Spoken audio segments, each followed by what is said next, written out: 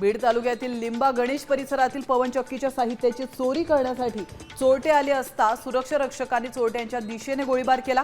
यात एकाचा मृत्यू झालाय तर नेकनूर पोलीस स्टेशनच्या हद्दीतील ही घटना आहे। या प्रकरणी पोलिसांकडून सुरक्षा रक्षक रूपसिंग टाकला अटक करण्यात आली आहे।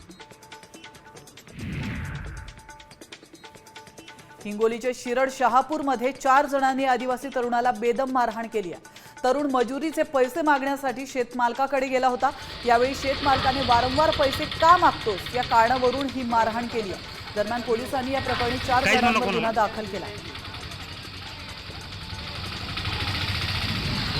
धाराशिवमध्ये महायुतीतील अंतर्गत गटबाजी चव्हाट्यावर आली आहे। शिवसेना, शिंदे गट, भाजप आणि राष्ट्रवादी अजित पवार गटाच्या जिल्हाध्यक्षांनी समोरासमोरच स्वतंत्र बॅनर लावले।